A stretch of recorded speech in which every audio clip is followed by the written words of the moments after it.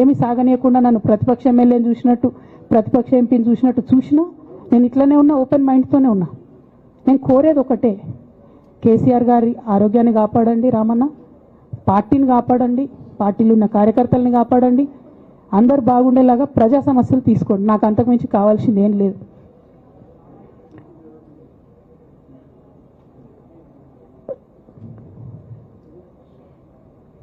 కానీ మొన్న అసెంబ్లీలో అర్ధరాత్రి దాకా పెట్టి రేవంత్ రెడ్డి గారు కేసీఆర్ గారిని తిడుతుంటే దయ్యాలు వేదాలు వాళ్ళు ఇస్తున్నట్టు అనిపించింది నాకైతే.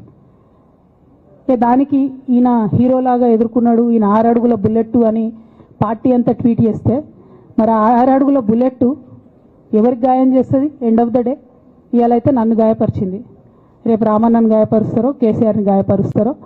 జాగ్రత్తగా ఉండండి రామన్న, నేను చెప్పేది ఏం లేదు, జాగ్రత్తగా ఉండండి, కేర్ఫుల్గా ఉండండి. ఎట్ ద సేమ్ టైం ఈ హరీష్ రావు గారి కారణంగా గమ్మత్ ఏముంటుందంటే, ఒకసారి హంపీకి పోతారు వీళ్ళందరూ, మీ అందరికీ తెలుసు ఆ స్టోరీ. హంపీకి పోయి పాటలు పాడుకుంటారు, మొత్తము చాలా మంది కలిసి కేసీఆర్ గారిని చాలా అవమానకరంగా మాట్లాడతారు, ఒక పార్టీని వెన్నుపోటు పడదామని డిజైన్ చేశారు. ఇదంతా వీరికి తెలుసు, హరీష్ రావు గారికి తెలుసు.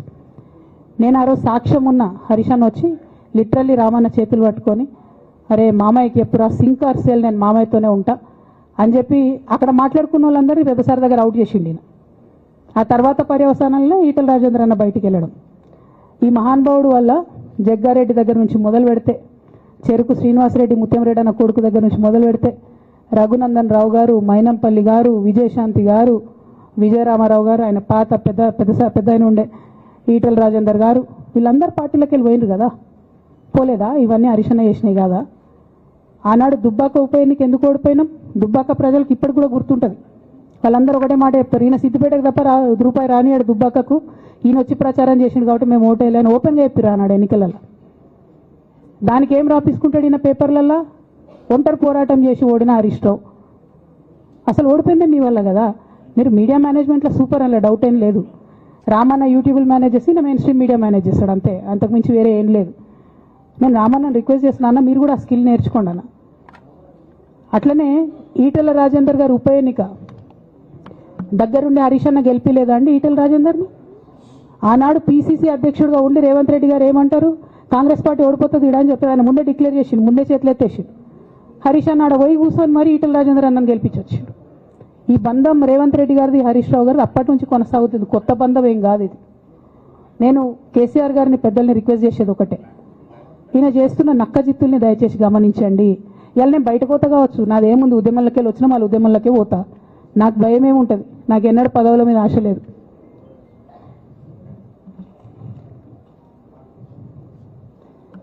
పార్టీ నుంచి వచ్చిన ఎమ్మెల్సీకి స్పీకర్ ఫార్మాట్లో చైర్మన్ గారికి నేను పంపుతా ఉన్నాను రాజీనామా పత్రాన్ని.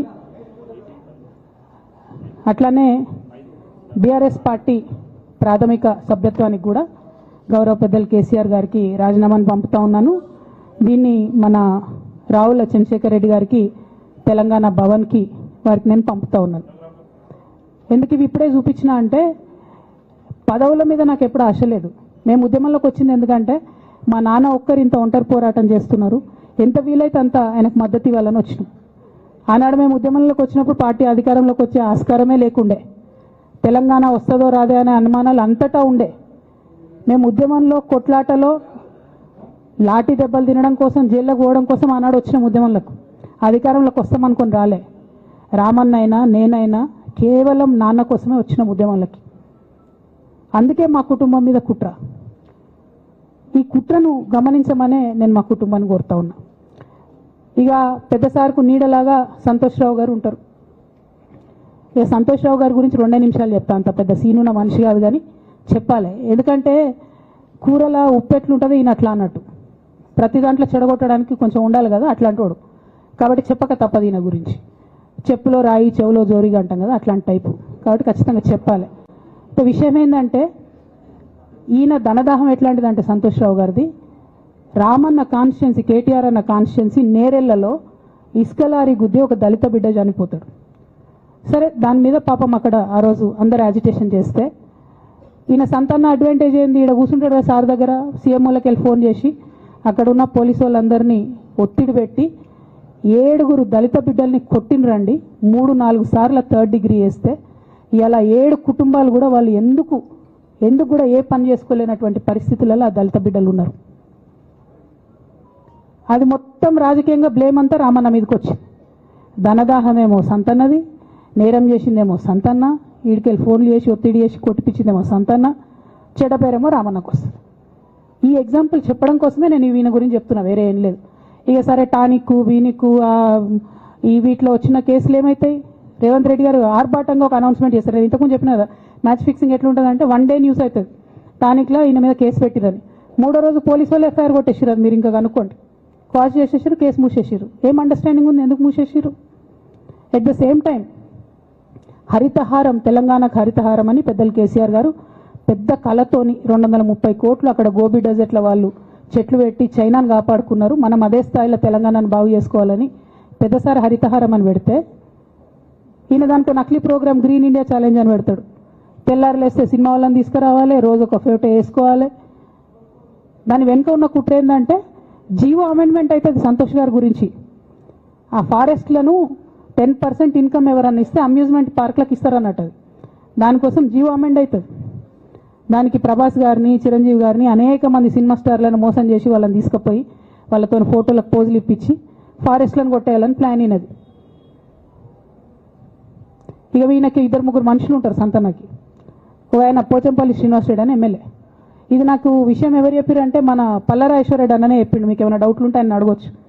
ఈ పోచంపల్లి శ్రీనివాస్ రెడ్డి అనేట ఆయన వరికోల్ అనే ఊరు, సామాన్య కుటుంబం, మధ్యతరగతి కుటుంబం.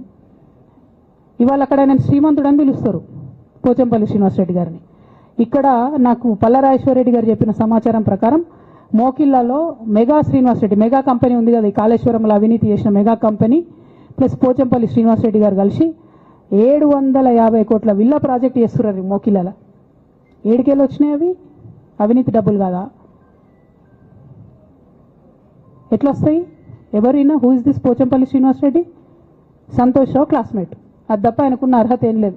ఆయనకి ఎమ్మెల్సీ వస్తుంది, కాంట్రాక్ట్లు వస్తాయి, ఇంకేందో వస్తాయి. అట్లనే నవీన్ రావు అని ఇంకొక ఎమ్మెల్సీ ఉంటాడు.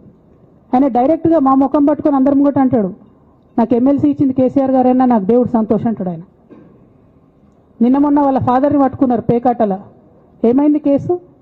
ఆల్రెడీ నవీన్ రావు గారు పోయి మన ముఖ్యమంత్రి గారు కాళ్ళు పట్టుకున్నట్టుగా తెలిసింది. వాళ్ళ తండ్రిని విడిచిపెట్టారు, ఈయన మీద భూ కబ్జా కేసులు ఉంటే అవి విడిచిపెట్టారు. అంటే ఓ పక్క సంతోష్ రావు గ్యాంగు, ఇంకో పక్క హరీష్ రావు గ్యాంగు 100కు 100% రేవంత్ రెడ్డి గారితో, ఇక్కడున్న కాంగ్రెస్ ప్రభుత్వంతో, అవసరమైన సందర్భాల్లో పైనున్న బీజేపీతోని వాళ్ళు కోఆర్డినేషన్లో ఉండి బీఆర్ఎస్ పార్టీకి జలగల్లాగా పట్టి పీడుస్తున్నారు. నిరంతరం బీఆర్ఎస్ పార్టీకి నష్టం చేస్తున్నారు. ఎంత దారుణానికి ఒడిగట్టిరంటే ఆఖరికి నా ఓటమితో ప్రారంభమైంది అది. నిజామాబాద్లో నా ఓటమిలో కుట్రలు చేశారు. ఆనాడే మనం రివ్యూ చేసుకుంటే బాగుండలేదు. కానీ ఇప్పుడు అది ఎక్కడికి వచ్చింది? కామారెడ్డిలో పెద్దసారి ఓడిపోయేదాకా వచ్చింది పరిస్థితి. 3వసారి ప్రభుత్వం పోయేదాకా వచ్చింది పరిస్థితి. ఒక్కొక్క ఎలక్ట్ అయిన ఎమ్మెల్యేను, ఓడిపోయిన ఎమ్మెల్యేలు పత్రికా మిత్రులు మీరు మాట్లాడండి. సంతోష్ రావు గారి బాధితులు నాకు మామూలుగా ఫోన్ చేస్తలేరు. అచ్చా ఈ కంపెనీ పేరు బ్లూఫిన్ అట, మోకిలా. పల్లరాజేశ్వరరెడ్డి అని అప్పుడు పంపిన మెసేజ్ చూస్తున్న పాతది, బ్లూఫిన్ కంపెనీ మోకిలా.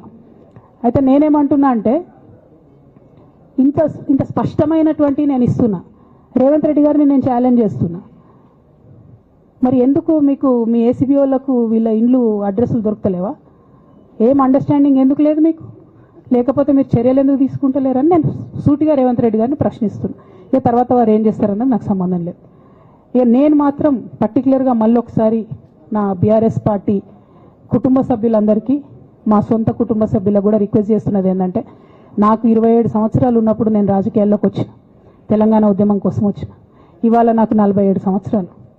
అంటే నా 20 సంవత్సరాల జీవితం అంతా కూడా నేను బీఆర్ఎస్ పార్టీ కోసం, కేసీఆర్ గారి కోసం, తెలంగాణ జాగృతి కోసం, తెలంగాణ ప్రజల కోసం, తెలంగాణ ఆడబిడ్డల కోసం నేను గడిపిన.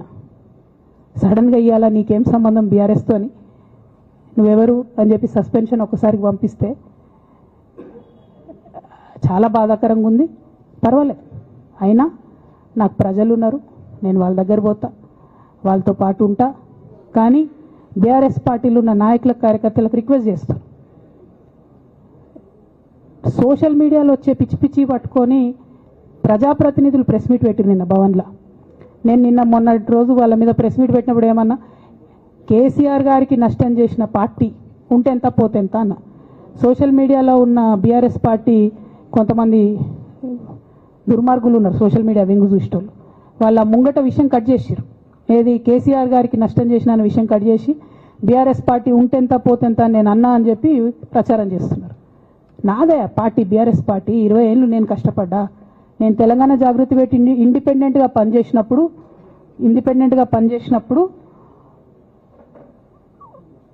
ఓటేయమని ఎవరికి చెప్పినా? నేను బీఆర్ఎస్ పార్టీకి ఓటేయమని చెప్పినా కదా. నా జీవితంలో ఇంతవరకు నేను ఇంకో పార్టీకి ఓటేయమని చెప్పలే, ఇంకో పార్టీకి ఓటే